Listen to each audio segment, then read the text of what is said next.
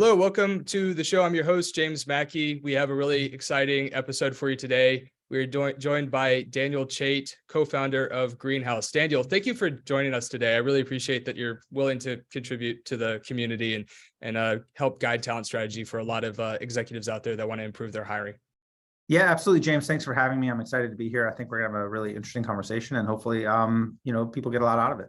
Yeah, for sure. I know. I mean, of course they will. It's going to be a lot of fun, and I'm just excited to riff with you and go back and forth on our experiences, whatnot. So before we jump into the topics that we outlined, I would love for you to provide a bit of a background on yourself, on Greenhouse, just so people really understand, what has gone into getting you where you are today and getting the company where it is today. Yeah, absolutely. So I started my career as a programmer. I graduated with a degree in computer engineering, but I've always been an entrepreneur. Even as a kid and growing up, I always, had that desire, and I always, was starting side gigs and hustles. And after I graduated and worked for a very short time, I left my first job in New York City to start a company, and that was in 1997. And so I've been an entrepreneur ever since. And it was really through that lens of being a leader and of growing my business that I came to see the centrality of hiring and the power of hiring, but also the importance of getting it right. And so, in the early 2000s, I had started a company that was focused on technology in Wall Street. So we were building teams that would come into a big Wall Street institution and create technology for them. In order to do that, we needed people that were super technical. We needed people that were self-driven, that could manage client relationships, that could learn business jargon in the finance world. Not surprisingly, those are hard to find. And so, what very quickly became apparent to us was, we were in a competitive talent market. We had to win for talent. We couldn't just assume that we could hire the people we needed to. And, the people we wanted, lots of other people wanted. They had lots of opportunities. They could go work anywhere. And so we had to attract them to us as much as anything else. And so I started really from the standpoint of an entrepreneur, again, who I'd never really had many jobs. I didn't really know how it was, like, quote, supposed to work at a big company. So we just set about figuring out how to compete and win for talent. And what we landed on was this idea of structured hiring, that if we got really good at assessment and we ran a really disciplined process, we could collect data, we could find people that other companies weren't looking for, we could make really smarter decisions, we could deliver great experiences to those candidates, that would give us an edge. And so that was kind of my background, was really through an entrepreneurial lens. And when I ultimately sold that company and John and I were considering this opportunity, what we saw was that so many leaders and executives would say, I think correctly, that hiring was really important. It was a top of mind issue for, boards and leadership at almost every company. And yet also one of the biggest areas of failure and struggle at most companies. And so as entrepreneurs, we're looking for opportunity. Hey, this is something that's a big problem at most companies, and something that they stink at, and something also that creates a lot of value if we can solve. So that, hey, if we can help every company become great at hiring, we create a lot of value. That was the founding idea of Greenhouse. Yeah, I love it. And I actually, just a quick question on that. So these days, right, there are so many different applicant tracking systems out there. Greenhouse, in my opinion, and I think the data would likely back this, is the category leader, particularly for the tech industry, pretty much at every stage of growth. So that said, like, when you started the company, was the market pretty much just as saturated with applicant tracking systems for the tech industry, or what was kind of I'm just curious, like, going through the thought process of when you evaluated the competitive landscape and the gaps within the technology, like, what was the thought process, or what were you seeing at that time? Yeah, it's funny, James, like, when we started, we started with the idea that I just said, that, hiring is a strategic imperative at companies. You can't win as a business if you can't win at hiring. And yet most companies would say it's a real problem. It's something that they struggle with, and they don't have a path to getting better at. And so that was the idea that we had. And we had a path for them to get there that we wanted to build. And it was only after a few months of doing that we started to, like, get to know our market a little bit and what the customers were talking about. And we started to hear this word over and over again, applicant tracking system. We're like, what is that thing? And it turns out that there had been this long history of software built back when recruiting was kind of an administrative job for the recruiting team to track their information, and they needed a system, And so they would track applicants in an applicant tracking system. That's what it's for. That wasn't the problem that we thought we were addressing. We didn't think the problem was applicants aren't being tracked in the system. We thought the problem was that recruiting requires participation and buy-in from across the company. It requires showing up at interviews and being really smart. It requires delivering winning experiences to candidates at scale. It requires an operational excellence, all these capabilities that companies needed that weren't really the focus of what an applicant tracking system thought they were trying to do. So we found ourselves in this world where like the buyers were buying these products. They were usually pretty inexpensive. They didn't do a whole lot. They didn't really have any visibility beyond the recruiting department. Like they weren't something that if you go out and talk to the average person in the business that they knew what those products were. And so we kind of thought ourselves always as doing something very different. Yeah. So what was like, so in terms of the highest leverage, biggest lift when you're initially doing the products like roadmap and you're looking at, okay, we know that we want to go from, just to reference your book, like chaotic hiring to strategic hiring.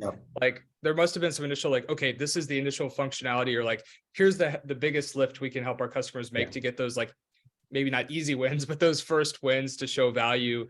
Because that'll also help me understand like your psychology around hiring. I think that'll be interesting for folks to know.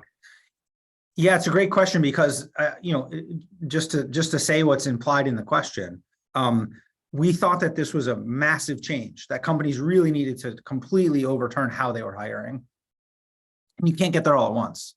Yeah. And so we very much thought, okay, like if we're going to get there eventually over a period of decades, what is the path? How do you create that behavior change? And our answer was the idea of the interview kit, which is a term that we use to describe the screen that a interviewer gets when they show up to an interview. And before Greenhouse, I think it's fair to say that most interviewers at most companies didn't show up to an interview with anything. Maybe they had the candidate's resume, but except for a few companies, in most places, you were kind of showed, hey, there's a candidate over there in a conference room, go meet with them and tell us if they're good. And what good meant was kind of up to you. And I knew this from my own, again, I mean, in my background, like I had struggled up this same hill, decades earlier. I had recorded interviews of my own team because I didn't know what was happening in those rooms. So I literally sent them in with tape recorders that I bought at Radio Shack, not to date myself, right? And listened to them on the ride home. And I started to realize, like, wow, like we are not preparing our interviewers to do a good job. They're asking questions that are oftentimes irrelevant to the job. They're asking questions that the candidate's already been asked, sometimes 2, 3, or 4 times in the same day. They're asking questions that may be illegal. They're just winging it. And why shouldn't they? I mean, they're trying to do a good job, but they're given no guidance. And so that moment of the actual job interview to me was the pivot point of really the difference between a thoughtful hiring process and a chaotic hiring process. If you get that right, it starts to build all the rest of it. Because once you have that right, then you can zoom out a bit. You can talk about the structure of like, okay, what interviews are we going to do and in what order and who's going to give them and what are we going to do with the data ahead, afterwards, and how are we going to plan out ahead of time what's on your scorecards, and so much of it comes out of that basic idea. But until you know that you're trying to succeed at interviewing, like you really can't get anywhere else. Right. And it's like providing that structure and thoughtfulness to the process is ultimately what provides a great candidate experience. And like looking at the employee journey holistically and understanding it starts from the very first interaction, whether it's like from an awareness channel or kind of like more so a capture channel, if you will, when they're actually, interviewing with your team. Like it all starts there, right? And that impression is what's going to lead. And even like, sometimes when you're looking at conversion rates or whatnot, that's not going to tell the whole story of like necessarily the types of candidates that are going to move down funnel. And of course, the folks that might be the best fit are going to have potentially the most options on the market. And having structured hiring not only like allows you to ensure you're hiring the right folks, but it also ensures the quality or I suppose I should say like relevancy of the pipeline that's moving toward a hire is more relevant and more aligned with like what I like to call value creators, like people that are really going to help you build your company versus just kind of plug in. And of course you need both kind of roles within your company, but particularly in tech, as we know, right? Like you need people that are truly going to create value greater, they're going to create work that is truly moving the company forward and helping them grow, right? Yeah, and look, if you are listening to this podcast and you're thinking this sounds kind of simple, what I would say is it really is a pretty simple idea. But if you think about like other parts of your business, it would be unconscionable for your sales team to sell the way that most companies hire, to go out and tell a sales rep, hey, we've got a prospect somewhere in the pipeline. We don't know what stage they're at. Right. And you don't know who else they've already met with on our sales team. And I'm not giving you any script for this particular stage of the sales process, but go in there and sell them and try to move them forward. Like you would never do that. I'm sure that's not happening. Right. No. And it would obviously fail. You send a salesperson in and they're like, okay, this customer is here. They've taken a product demo. They want to talk about pricing or whatever the stage that they're at. You know how to do it. You get good at that stage. You measure the inputs and outputs. You optimize it over time. Like it's obvious stuff. And yet when you turn around, and you look at your hiring funnel, you have the same level of confidence that when a candidate's in a given stage, they're going to have that consistent of an experience. And if you don't, that's a good indication that you probably need to put something in place. It doesn't have to be our software, but something in place to give those, to give that level of consistency and structure to your process. Because if you can start there, that's the basis or the foundation that you can build on. Yeah, for sure. So like one thing that I always say is that the best talent acquisition organizations are run like the best revenue organizations. And Right. like there's, so much access to education at this point. Like there's a group called Pavilion. I don't know. Have you heard of Pavilion by any chance? Yes. Okay. So Sam Jacobs, like he's building out this whole like education channel aspect to the company, which is really cool. And you can take like CRO courses, chief revenue officer courses and whatnot. And I always, like I've been saying lately, it's like, I think talent acquisition executives would benefit a lot from taking more of those revenue focused courses to understand like customer lifecycle, customer experience, how to remove friction, how to do the discovery process properly. And even more so like customizing it towards not the interview process, but like how you kind of position the company and the opportunity based on the candidate's values and what they care about. Like understanding, are you speaking to a parent with 4 kids that's really focused on benefits? Are you speaking to, somebody younger in their career that's looking at career progression, and how you discuss the opportunity and, what you're thinking about and communicating probably should have nuance to it to communicate the right message to the right person. That's just one example of a million, but there's just so many things and so many good correlations and parallels to what is done in a revenue organization that needs to be done in a recruiting organization. And I've often actually like wondered why we don't see more of that. I think it's like the sophistication is getting a little bit better than maybe 10 years ago, but there's still definitely a gap that I'm seeing between how revenue orgs are run and how we do hiring. Yeah, that's right. And I think, the good news is that it's ultimately should be a very empowering and optimistic idea, because after all, you can look at how it works in a revenue organization. And, to your point, like, it's kind of functional. And most organizations look at their recruiting and they say it's kind of dysfunctional. And that shows up even in how you hear executives talk about it. Nobody thinks sales is easy. Everybody understands that it's competitive. But what you don't hear salespeople say, like, man, it's really hard out there. I don't know, like the customers have other choices. What are you going to do? Like, there's no good customers out there. Like, oh man, no, they compete. So you have a product and the guy down the street has a product. Like, get out there and win. Talk about the benefits of your product. Find the right customers for yourselves. Like, use data. Like, they compete. They see it as, yes, it's a challenging part of the business, but it's really valuable, and we're going to compete and win. And when you talk about hiring, it's not the same. Like, you hear this thing of like, boy, it's really hard out there. There are not enough good people. And that kind of the feeling sort of ends there. And I always challenge people to say, like, that's true. It is competitive, but just think like one click further in other competitive areas of your business. How do you then react to that reality? And what you see is, yeah, you're empowered. There are things you can do to compete and win in that field. And so once you make that mindset shift from like, boy, what are you going to do? There's no good candidates, to like, yeah, it's competitive. You got to win.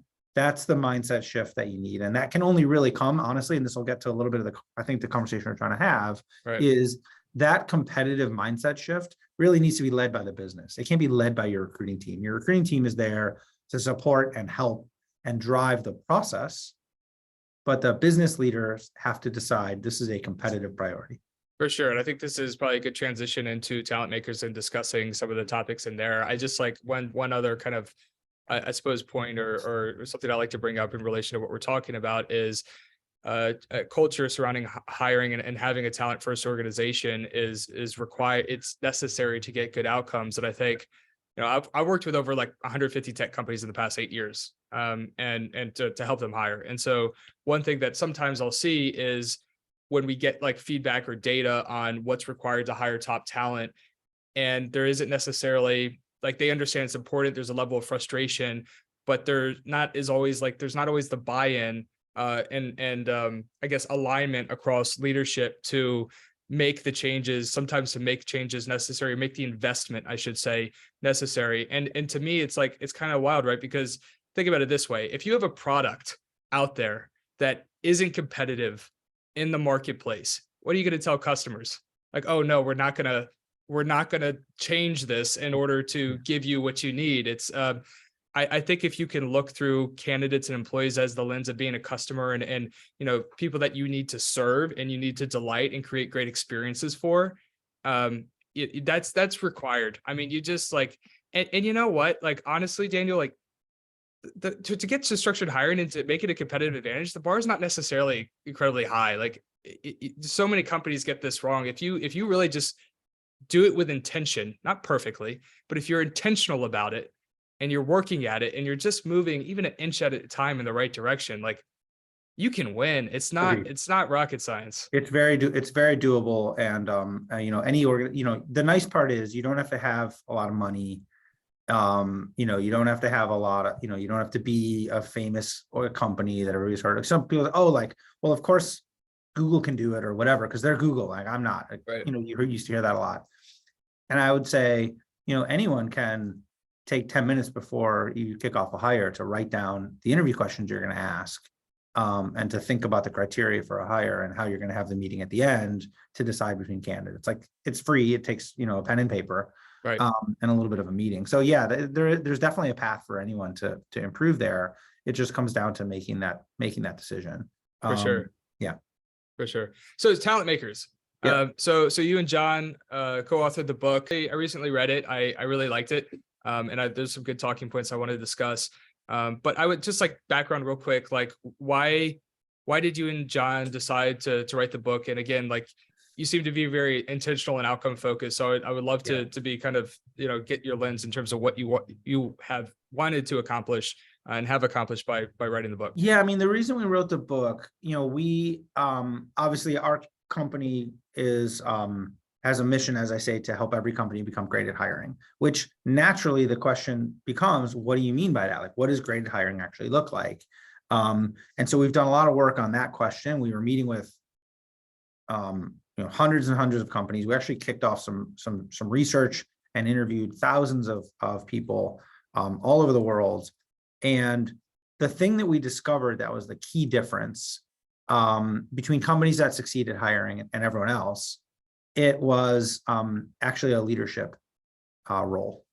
And it was down to the leaders prioritizing and taking an active role in hiring, and everything else that came after that was important, but it started with leadership. And we realized that there was kind of this missing role or this missing name for what it is that leaders do in hiring, that the ones who did it well, they kind of did it instinctively or they had learned how to do it, but nobody had a name for it. Nobody had a formula. And we realized if we're going to get companies to act that way, it would help to put a little bit of a framework out that people could understand. It was like, let's name it and let's describe it. And when we did that, the idea was, well, these leaders who are acting in this different way around hiring, the name for them that we came up with is talent makers. And so then we talk in the book about what it is that those talent makers do and how it is that you can become one and what the effect is if you do that well within your organization. So that was really the impetus for the book was, whether you're a customer of Greenhouse or not, And let's face it, we've done well and we've got a good customer base, but we have 7,000 and change customers. There's millions of businesses out there in the world. Most of them aren't our customers. How do we help broadly achieve this mission? We wanted to get this word out there that leaders have to take this particular kind of role in hiring called talent making. And how does it work? And what does it look like? And how do I get there if I want to? For sure. And I think a lot of it too, it's at least for me, the main high level takeaway is really coming down to culture and prioritization, right? One of my mentors, I've been fortunate enough to learn a lot from Steve Cadigan. He was the first chief HR officer of LinkedIn, and he oversaw their growth from like 300 folks to 3,000. By the way, for those tuning in, he's one of the first episodes on the show, so you should definitely go back and listen to Steve. He's brilliant. But one of the things that he talked about was talent was the first topic in every leadership meeting consistently, quarter after quarter. And on the board meetings he was presenting, it was one of the first, I think the first topic discussed was, how are we doing with hiring? What are the results? Are we getting the right people in the seat? It was always the top concern and focus of the company.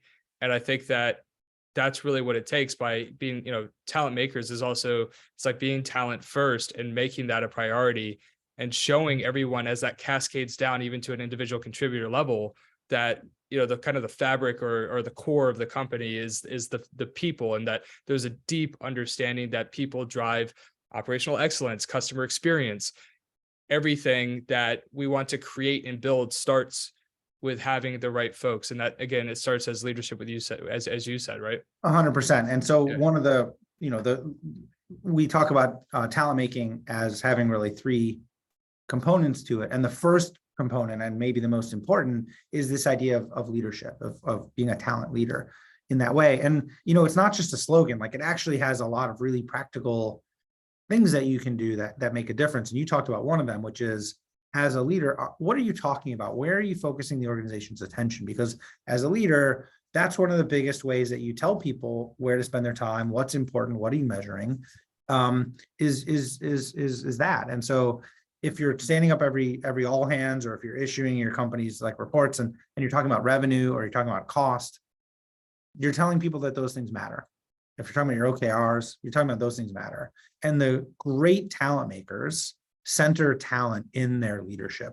It's present at, as you say, at all hands meetings. It's present in company goals. It's surfaced even in public communications. Like they're always talking about their hiring and their talent, and the organization really does notice those things. There are other really practical leadership things that you can do. If you're listening to this podcast and you're thinking, oh, I'm a leader, I want to be a talent maker. That sounds nice. I can talk about talent, but what else? Like there's a bunch of stuff we talk about in the book. One obvious area is in, how do you make space for hiring in your organization? In other words, you're assigning everyone their priorities.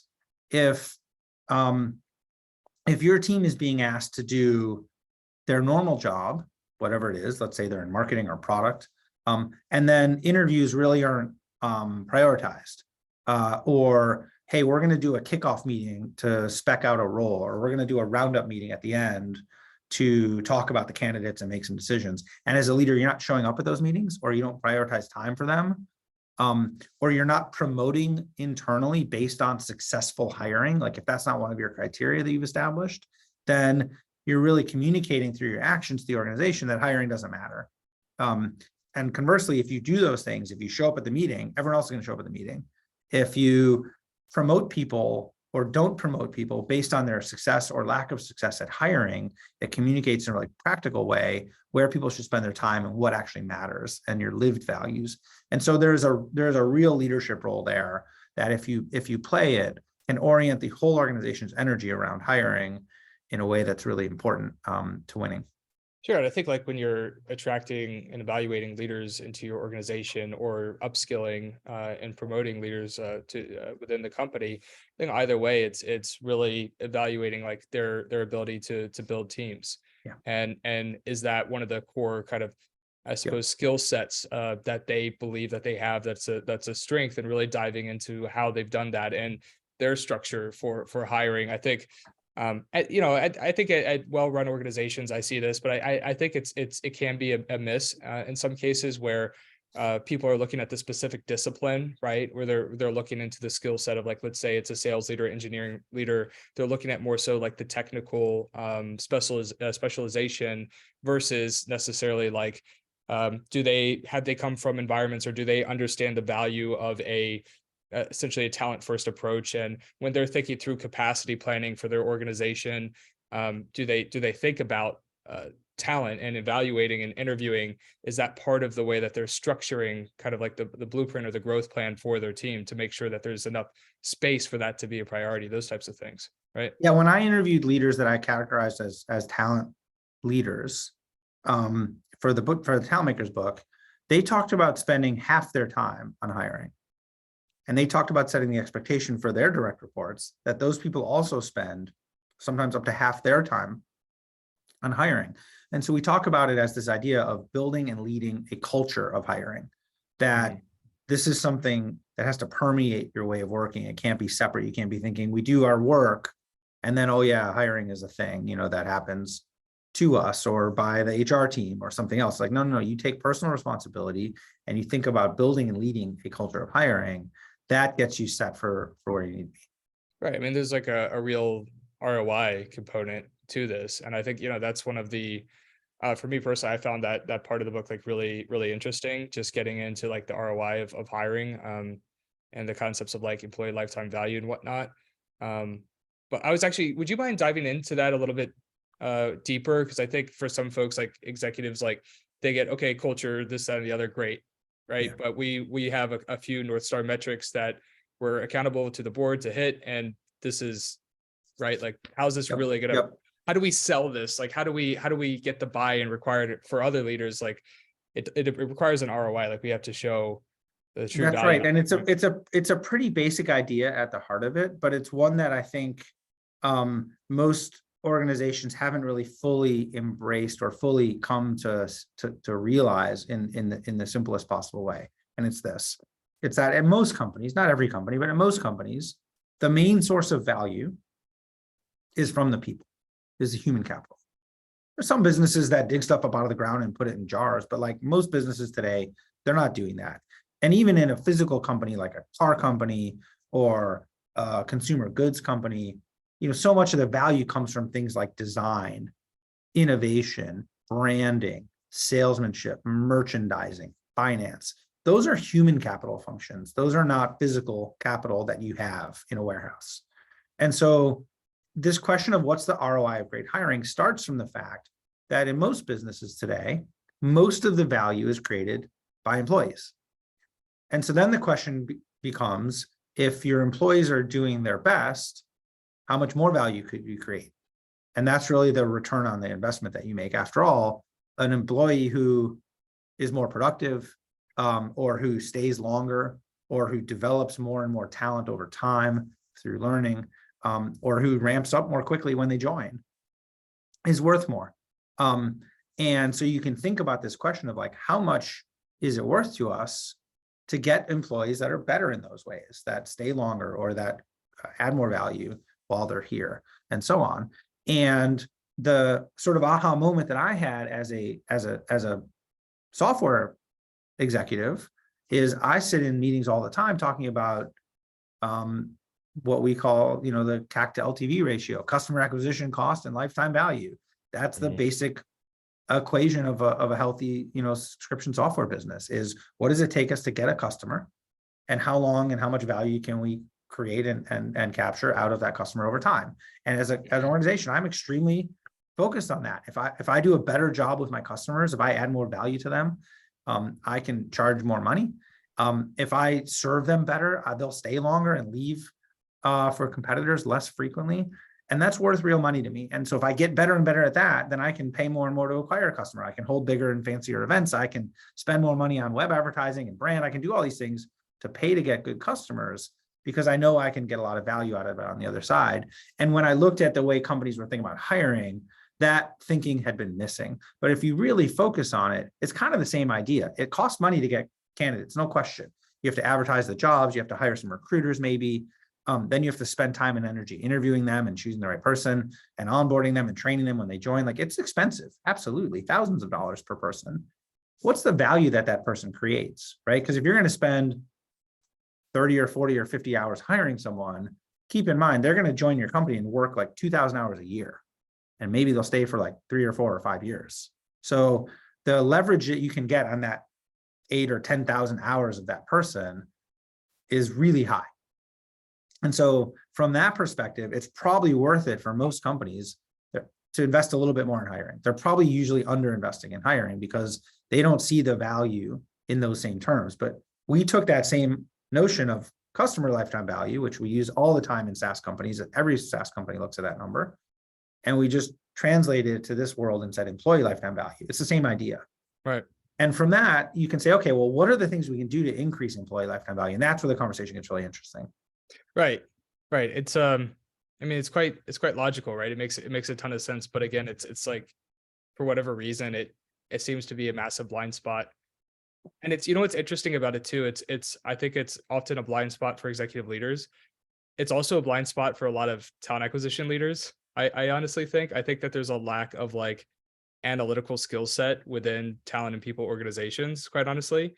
And I think often talent and people leaders have a hard time tying hiring objectives or hiring outcomes back to like North Star metrics and getting into spreadsheets and really presenting a data-driven case for optimizing hiring and really selling that to executive leaders. Because I think, right, if you go to an executive leader and you have a clear message, you're able to articulate ROI and employee lifetime value and the importance, and you're able to show some data and reporting and visibility as well, you're gonna have a much better chance of getting the resources you need versus going and just saying like, we're having a hard time hitting our hiring plan, or we're getting folks that are not producing very well. It's these kind of like anecdotal or not really, it just doesn't come across as quite as professional or data driven. And it's really hard to get the buy-in you need from executive leaders without having a clearer ROI or data driven response or approach, right? Yeah, I think that's right. And look, I have a lot of empathy for, recruiters and recruiting leaders, as well as for executives. They each think about, their own job or this work through a slightly different perspective. And so from a business perspective, yeah, they're thinking about things like ROI and cost of investment and opportunities to grow. But recruiters, they have a very specific job. They're often tasked with like filling jobs that they're given.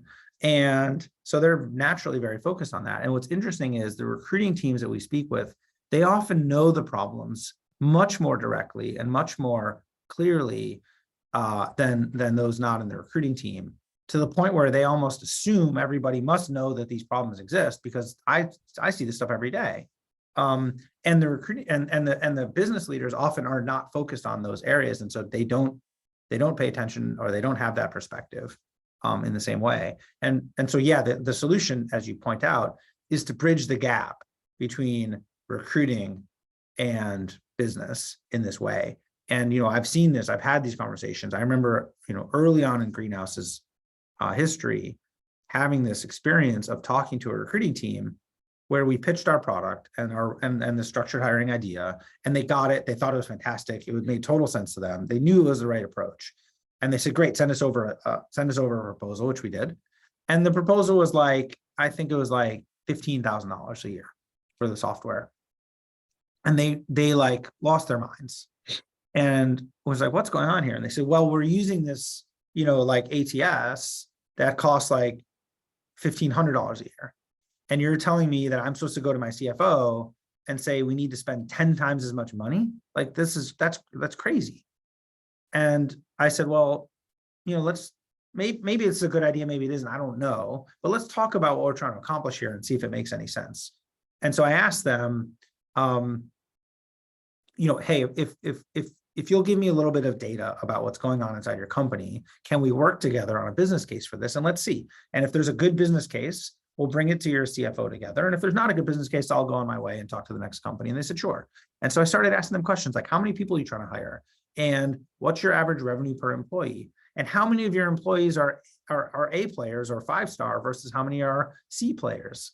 And what's your employee turnover for every employee you hire? How long do they stay?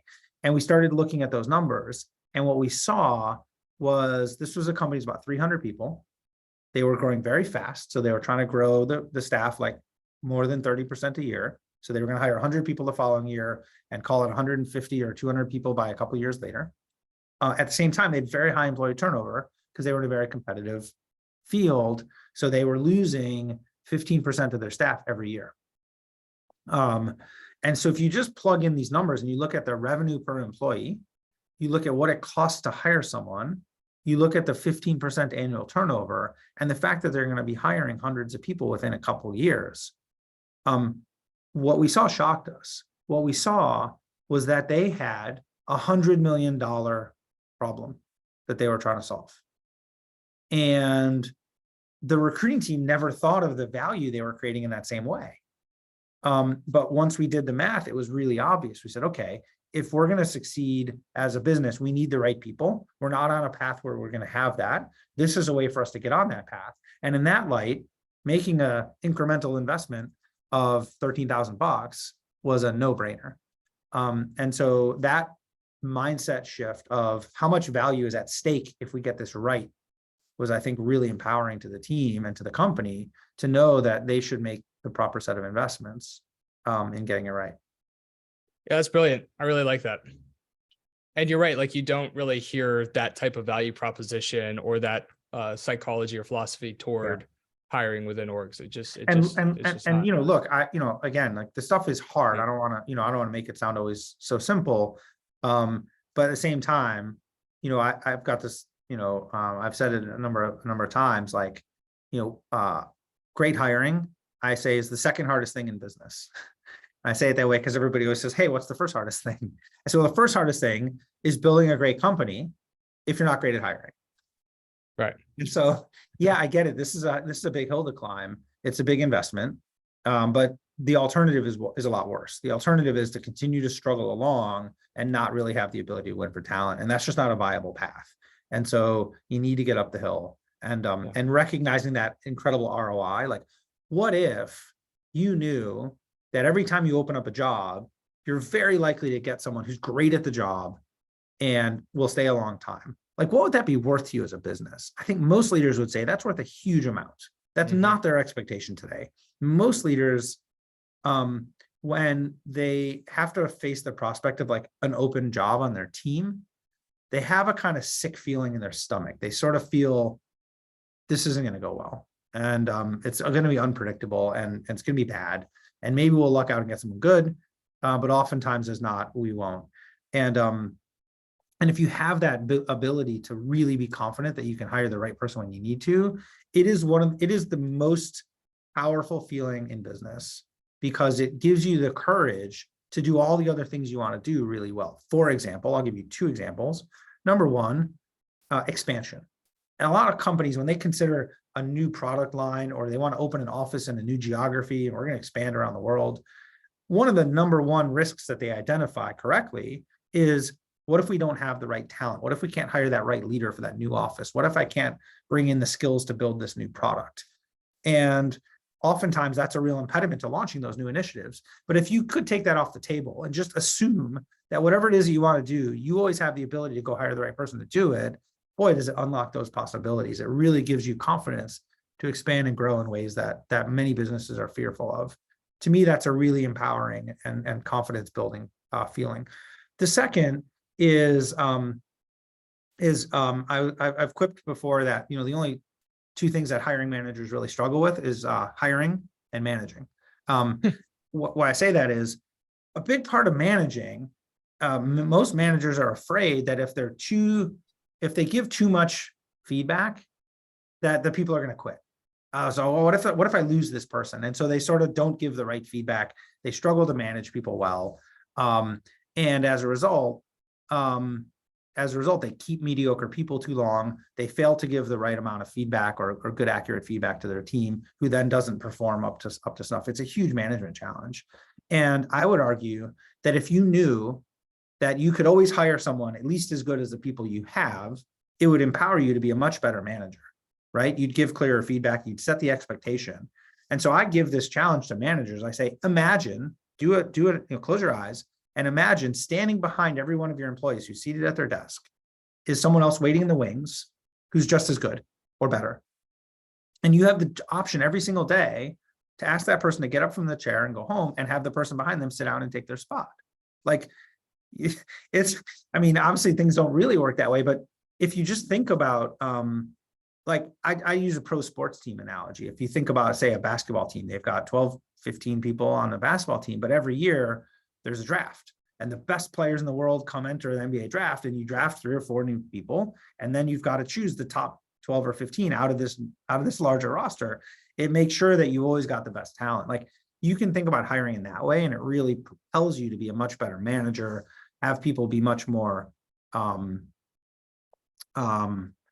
well placed in the right role for the right person. And boy, is that a huge opportunity. So I always think hiring is a great management empowering skill as well.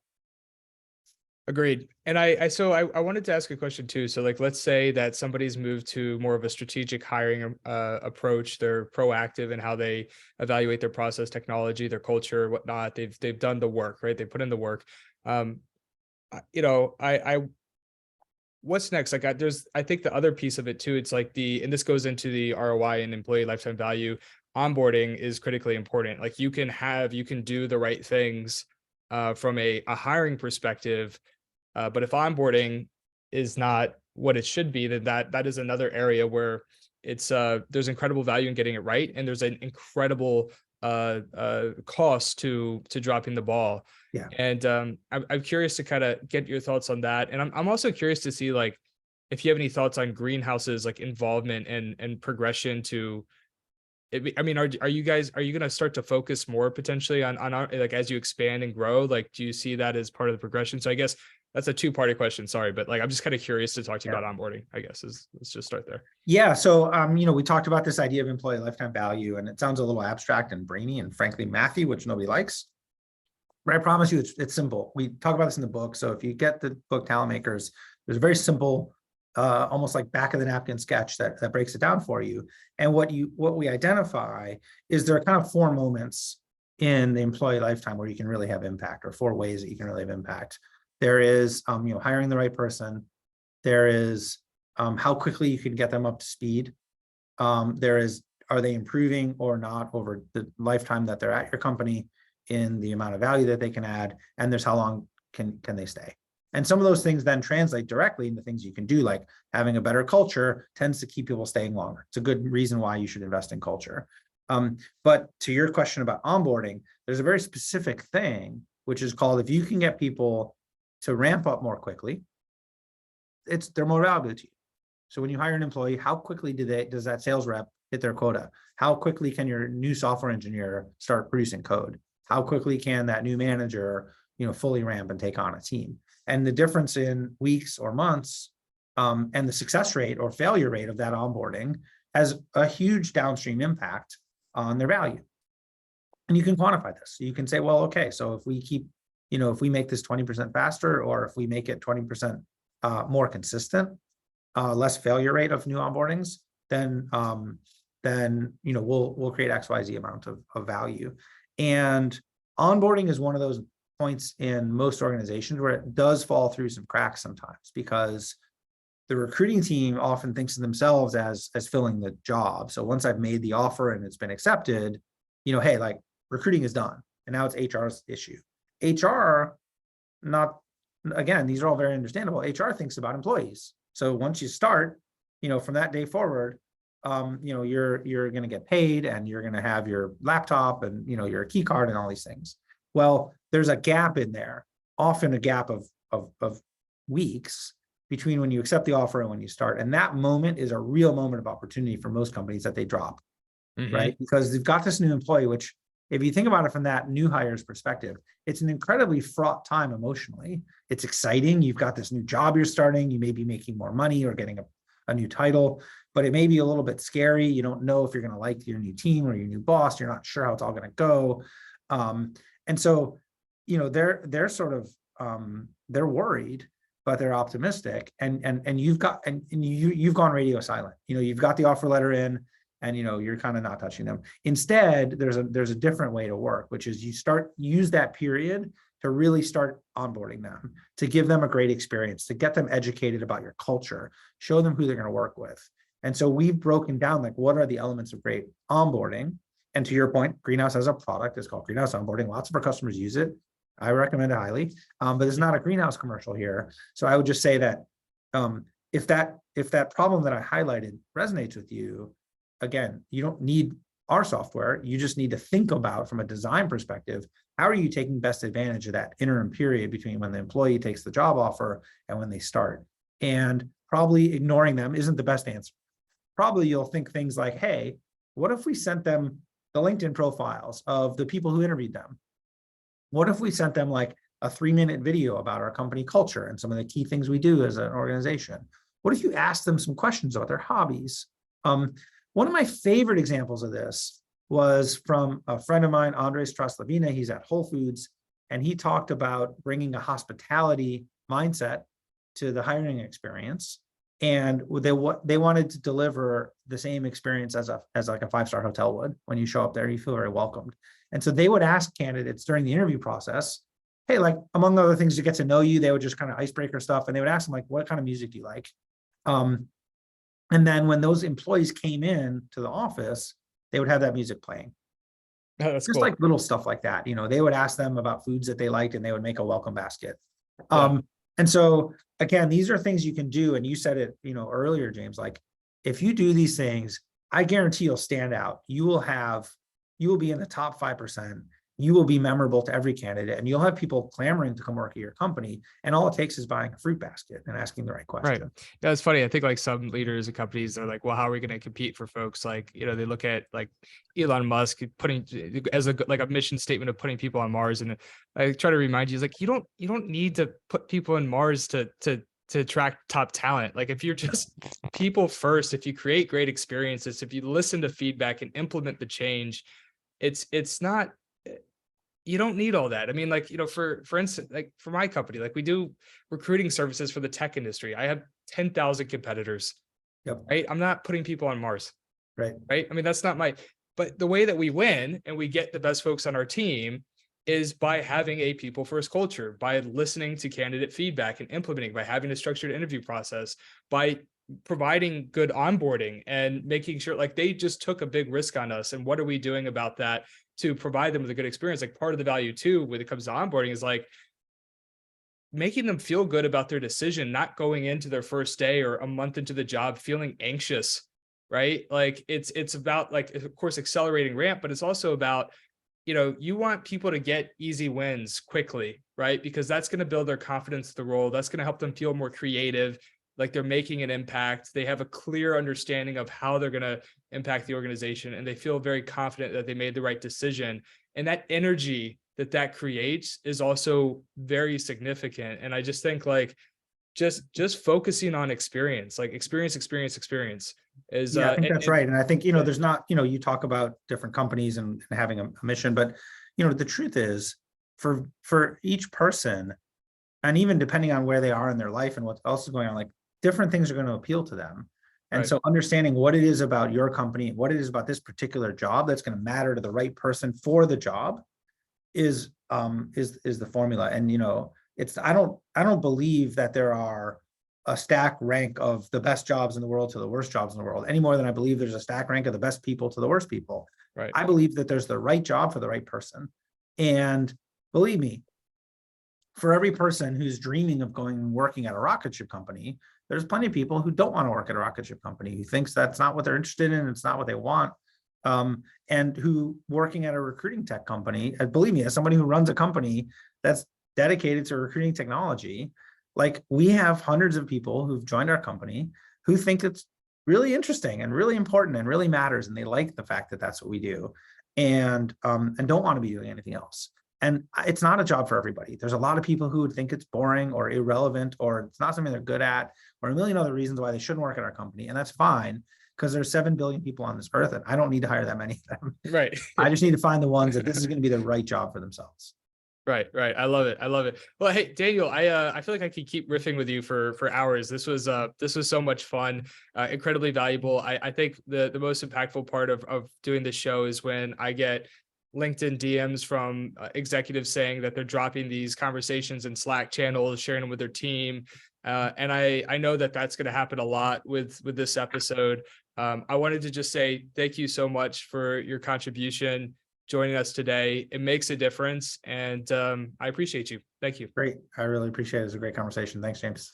And for everybody tuning in, we'll see you next time.